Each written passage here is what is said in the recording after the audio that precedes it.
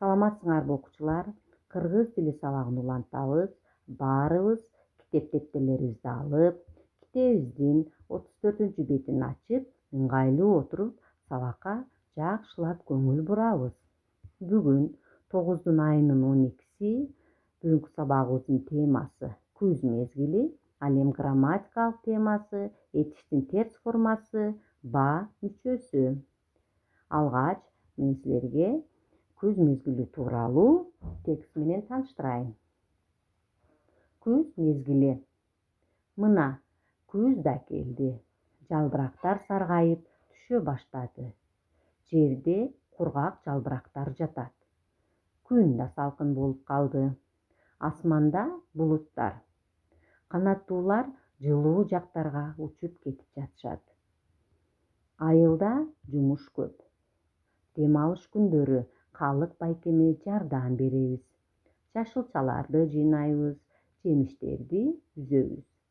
Картөшкө, сабиз, пияз, алмурут, алманын түшүмү абдан жакшы болду. Күз бул береке. Жакында мектепте да түшүм майрамы болот. Балдар, биз текст менен тааныштык. Анда ошол тексттин негизинде алынган суроолорго жооп бергиле. Биринчи, кайсы мезгил келди? Экинчи суроо, канаттуулар кайда учуп кетип жатышат? Үчүнчү суроо, айылда кандай иштер жүрүп жатат? Жана мектепте кайсы майрам болот? Ал эми биздин грамматикалык темабыз бул этиштин терс формасы. Этиш деген эмне? Этиш, балдар, силер орус тилинде окуп жаткан глагол. Кыргыз тилинде этиш. Этиш бул заттын кыймыл-аракетин, ала-балын билдирип, эмне кылды, эмне кылып жатат жана эмне кылат деген суроолорго жооп берет. Мисалы, балдар, бул сүрөттө балдар эмне кылышты? Же болбосо балдар эмне кылып жатышат? Балдар жалбырактарды чогултушту. Чогултушту деген сөз бул жерде балдардын кыймыл-аракетин, алардын эмне иш кылып жаткандыгын билдирип жатат. Этиштин оң жана терс формасы бар. Этиштин терс формасын ба мүчөсү жасайт. Мисалы, барба, ачпа. Этиштин оң формасы бар, ал эми терс формасы барба, ачпа. Койбо, коркпо. Келбе, кетпе.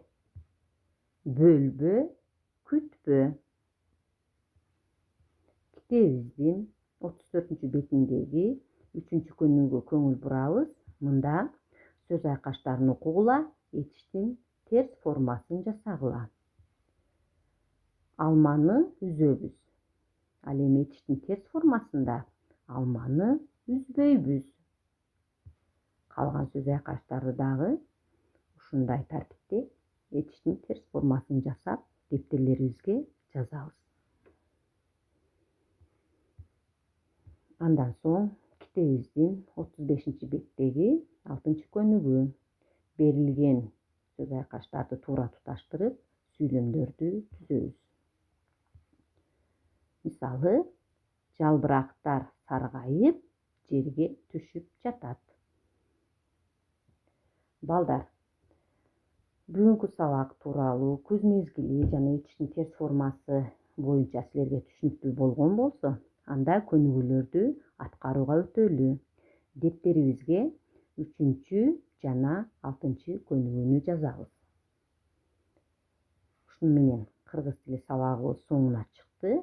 Көнүгүүлөрдү аткарып, кайра бизге мугалимдерге жөнөтүүнү унутпагыла. Кийинки кыргыз тили сабагында көрүшкөнчө, жолугушканча сак саламатта калгыла.